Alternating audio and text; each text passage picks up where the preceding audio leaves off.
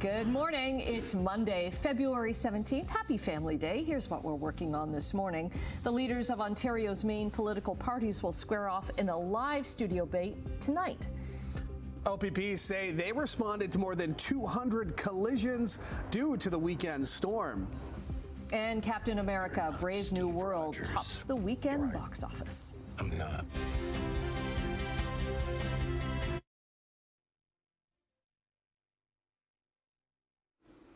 Thanks so much for joining us, Louis Butko, in all week. Yeah, good morning. Great to have you back, Annette. Thank you, thank you, Great to see you. You made it in. We all made it in this morning.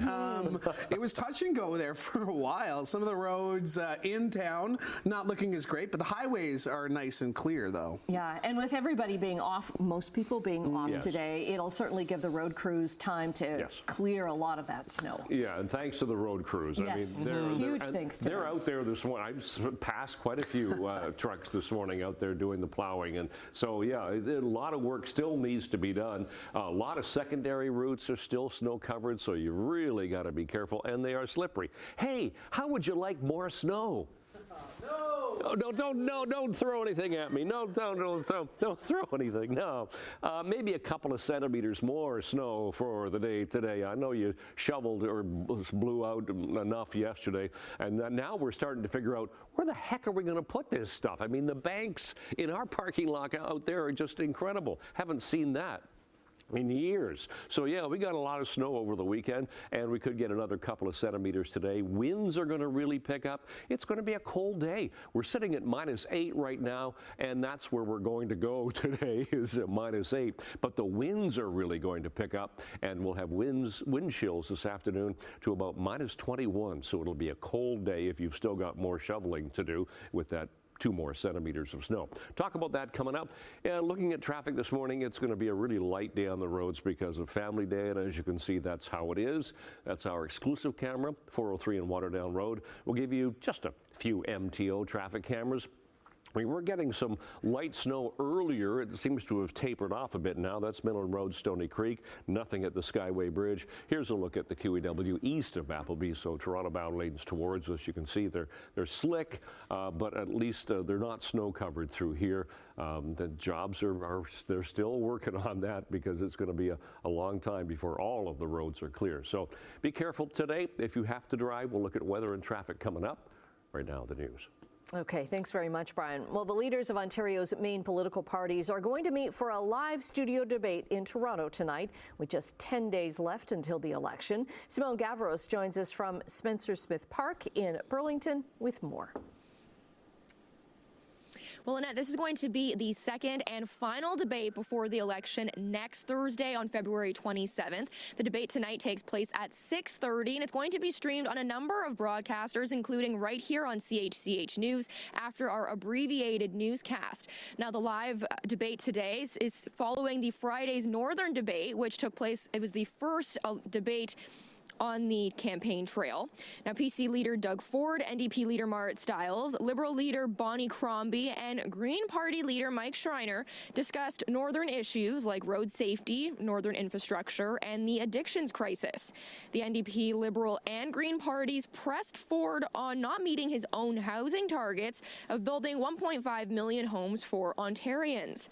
Now, over the weekend, Stiles made stops in Thunder Bay, where she reiterated her pledge to make Northern Ontario highways safer.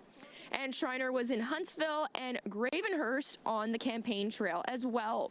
Now, right now, current projects by 338 Canada shows that the Conservative Party has 18 points ahead of the Liberal Party, which is followed by the NDP and then the Green Party.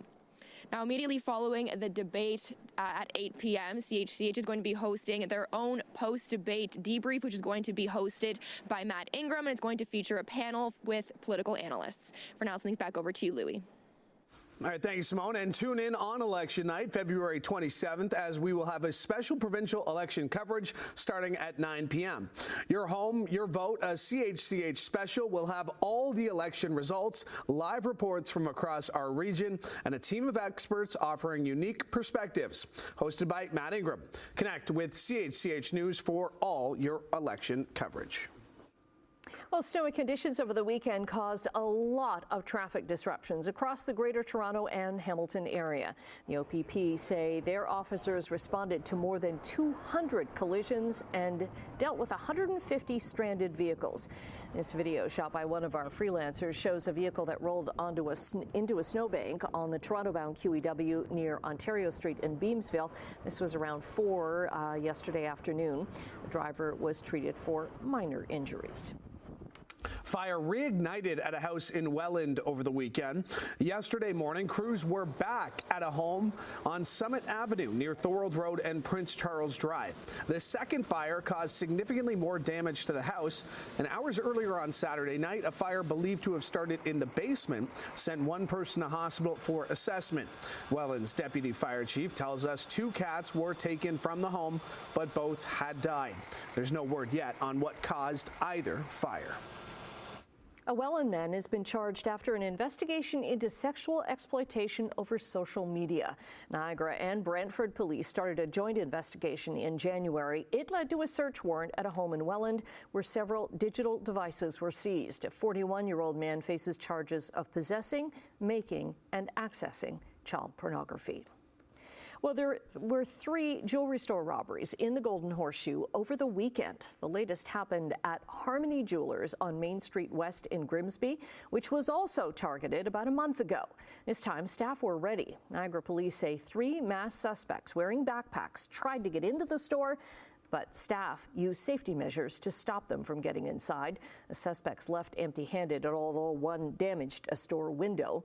Now, on Friday, a jewelry store in Waterdown was also hit by a smash and grab. The owner, Ben Yang, says he and his family have their livelihoods at stake. I know the police are working really hard to catch them, but the sad part is, even if they get caught, they'll get slapped in the hand, they get a free meal, and they'll be gone the next day. 5 masked suspects believed to be teens broke into Lieb Jewelers in Waterdown, smashing glass cases with sledgehammers. They stole a number of jewelry pieces, threatened the owner, and demanded access to the safe, but the owner convinced them the safe was empty. A blue BMW was seen waiting for them. Well, Prime Minister Justin Trudeau addressed athletes at the closing ceremonies of the Invictus Games in Vancouver last night. I went to a fight last night and a hockey game broke out.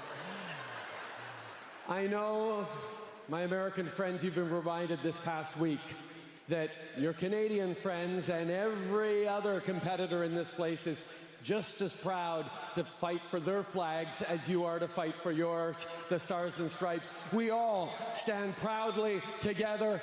We all believe in a future where we have values and a friendship that endures the test of time. In fact, Canadian athletes hugged those from the United States and gave them high fives and made heart signs with their hands in support.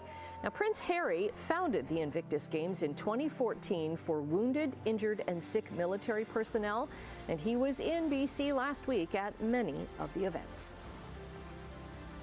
All right, more sports. Let's start on the ice. It is a huge day for Canada at the Four Nations face-off in Boston today. The Canadians will need a regulation win over Finland this afternoon to guarantee their spot in the final following Saturday's loss to the U.S. Now it's Larkin with a burst of speed. He scores! Dylan Larkin in transition gives the United States the lead for the first time tonight.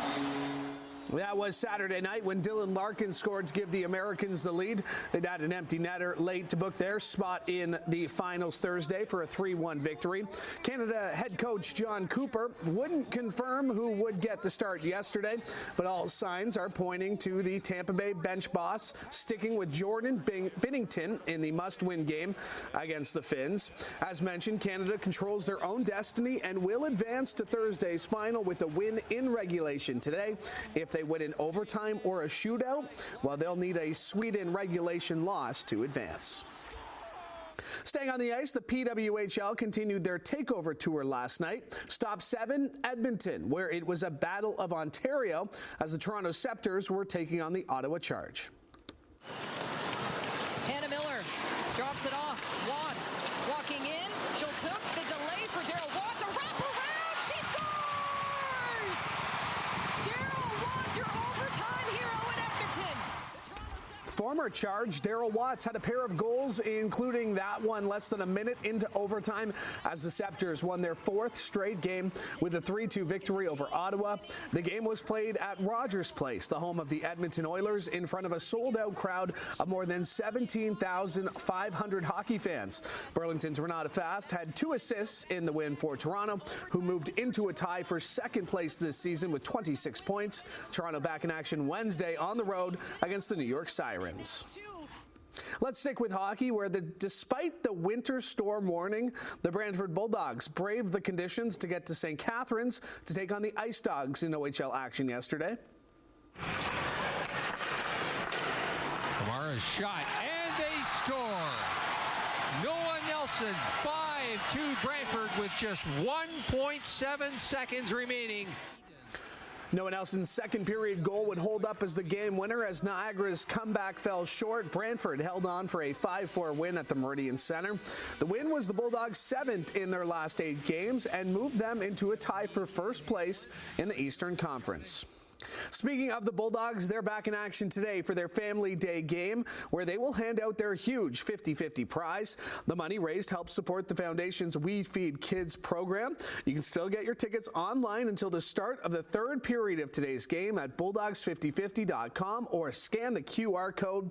The take-home prize currently stands at more than $27,000. Wow. Yeah. Rachel Homan won her 14th straight game at the Scotties Tournament of Hearts as her Team Canada held on for a 9-7 win over Team Alberta last night to improve to 3-0.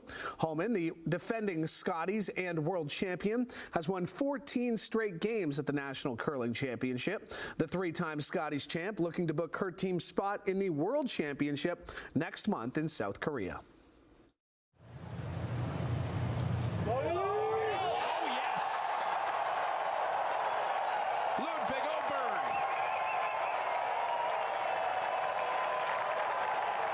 Takes Tigers tournament. And in PGA Tour action yesterday, Ludvig Åberg birdied 4 of the last 6 holes, including on 18, to win the Genesis Open over Maverick McNeely. The 25-year-old Swede's 2nd win on tour and 1st since the RSM Classic back in 2023. Nick Taylor, the top Canadian, finishing tied for 9th at 6 under, while it was a tough weekend for Dundas's Mackenzie Hughes, who finished 52nd at 8 over for the tournament. Good morning, 12 minutes after 6 o'clock. It's Monday, it's Family Day, and you're going to notice a difference on the, if you have to get going this morning, difference on the roads. There's not going to be a lot of volume, and that's the way it looks right now, the 403 and Waterdown Road. Now, earlier on this particular camera, we were getting some fairly heavy snow coming down, but it's tapered off at the moment, but nothing happening in traffic, and generally that's how it is this morning. Here's the QEW at Martindale. Now, the roads look slick, and that's the way to treat them, and getting some light snow, as you can see right there, blowing around with the vehicles. QEW Millen Road, Stony Creek, all the way across the Skyway Bridge to Fairview, doing fine. Nothing at the Ford plant. And pretty much the same thing here at the QEW in Cawthra. So if you do have to drive today, be really careful, because even though the roads are cleared, they've been plowed, they've been treated, they're still going to be pretty slippery if you don't take it slowly. All right, temperature at the moment. We are at the high temperature of the day today. Yeah, that's where it sits at the moment to start the day. -8, and it's not going to change that much. But look at that wind, west-southwest, 31 to 43. Makes it feel like -18 at the moment, and we are getting some, not only some light flurry activity, but some blowing snow as well. Let's look at the snow squall coming off of Lake Huron, and that's penetrating right into the Horseshoe. At least it has been for the past couple of hours anyhow. What we're looking at is a trough of low pressure sitting across the Great Lakes, and just that westerly flow is going to continue to give us some flurries today. Skies will clear tonight quite nicely, and then once again we could get some flurries for the day tomorrow. But today, temperatures -8 degrees generally right around the Horseshoe, -10 for Brantford, and yes, another couple of centimeters of snow definitely possible. And with that wind, there's going to be blowing and drifting drifting snow as well. Tonight, cold, minus 13, 14, 15 degrees, wind chill values into the minus 20s. So it's going to be a bitterly cold tonight. And as I said, Hamilton, the skies will clear. Tomorrow, maybe a bit of sun to start the day and then increasing clouds. Temperatures anywhere from minus 10 to minus 7, even minus 6 for the Toronto area tomorrow. A bit of sun, but not an awful lot, and yeah, more flurries. So out the door, 17th morning of February. It's family day, so roads are light, but the snow continues to come down. It's light snow, but it is windy, and temperature right now minus 8. And the long-range forecast coming up. Annette, Louis. Okay, thanks very much. Well, coming up after the break, we're going to say good morning to Emily. She is back from a spectacular trip to Quebec City and Quebec, and she's going to tell us all about it in the next little bit. We'll also have a preview of what's coming up in Chit Chat. But first, StatsCan's inflation figures are due tomorrow. We'll have a look at what analysts are expecting. Welcome back. We say a very good morning to Emily Vukovic, and welcome back. Welcome back. Hi, good morning. Thank you. It's good to be back, and my feet have just started to thaw, so it's good. It's good. Yeah, welcome So when back. are your segments from Quebec? When are they going to air? The 26th to the 28th. Okay, they're pretty fabulous. Yeah, Bonjour Quebec pulled out all the stops, and we had a really, really wonderful time, and I'm going to showcase some amazing activities that people can do in Quebec, because not enough people visit there. You got to go. What do you got coming up in Chit Chat, though? Well, Becoming Led Zeppelin, the first documentary in which the surviving members of the band have ever participated in. Captain America, Brave New World tops the box office, and later on we'll give some highlights from the SNL anniversary show, which I'm watching right now, and I was just crying with laughter. I haven't seen any of it yet, but did you see on Saturday night they aired the original Saturday Night Live episode, and it's very different, the changes that have been made over the years, but it was like star-studded. Cool. Should be fun. Cool. Looking forward to it. See you in a bit. Okay. In business news this morning, the Canadian dollar is getting closer to the 71-cent mark. It's up 2 basis points this morning in overseas trading to 70.48 cents U.S. Gold is $13.40 higher an ounce, and crude oil is up 11 cents, now trading at $70.85 a barrel. Midday trading in Europe, markets are up in London, Frankfurt, and Paris. Over in Asia, markets were up in Tokyo, down slightly in Hong Kong, and up in Shanghai.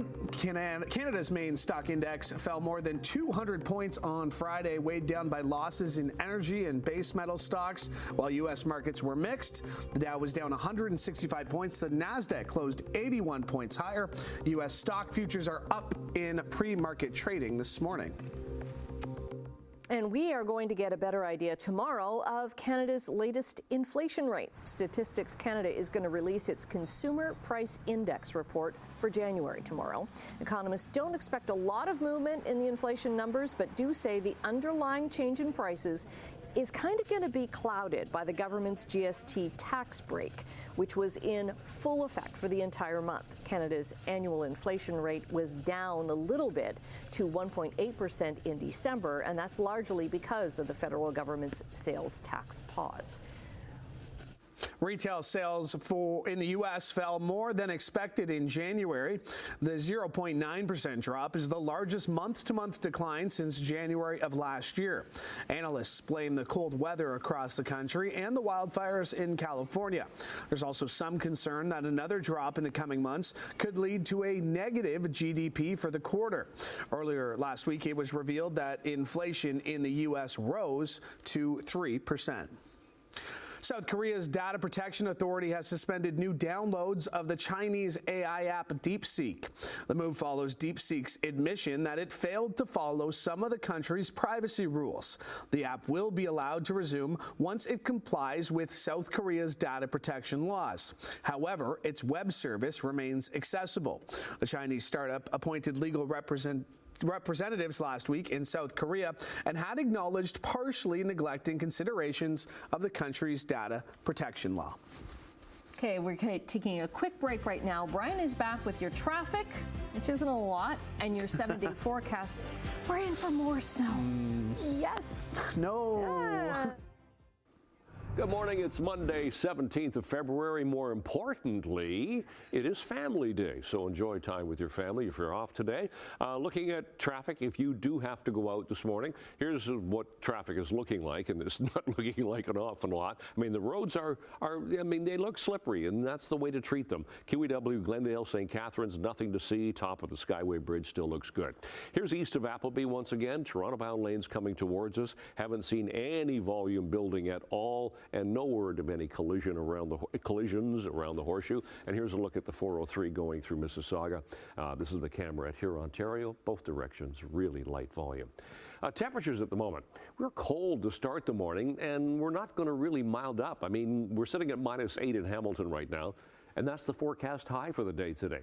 -8, wind chill of -18. But later on today, the wind is really going to pick up.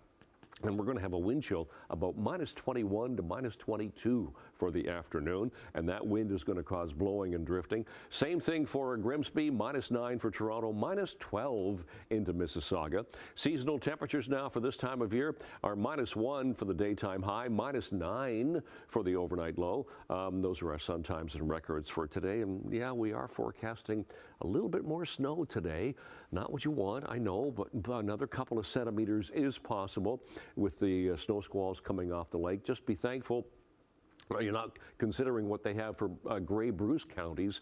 They have snowfall warnings in effect. They could get another 50 to 100 centimeters of snow with those snow squalls. So -8 today, -14 tonight, really cold. Tomorrow, -10 only. Again, wind chill values in the minus teens. So a chance of some flurries tomorrow. Wednesday, just going to be a cloudy day and -8. Then the temperatures finally start to come up a bit. Thursday, flurries and -6. Friday, Saturday, and Sunday, we get some sunshine. Temperatures finally get better. -4, -3, and then -1 for Sunday. That's your forecast. Annette, Louis. All right. Thank you, Brian. Well, Earth's magnetic field is triggering a superpower in sea turtles. This is pretty cool. Loggerhead sea turtles have the ability to find nesting and feeding areas without landmarks. A new study has shown that loggerheads actually memorize magnetic fields to help them find food after they migrate.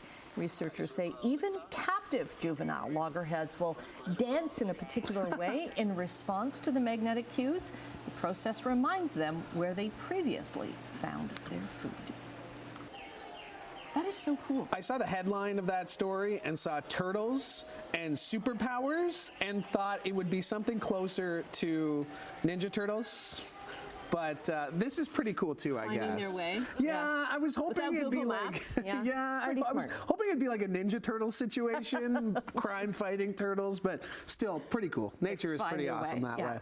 And at least they're like in warm water too. Yeah, Lucky them. Lucky them. Lucky them.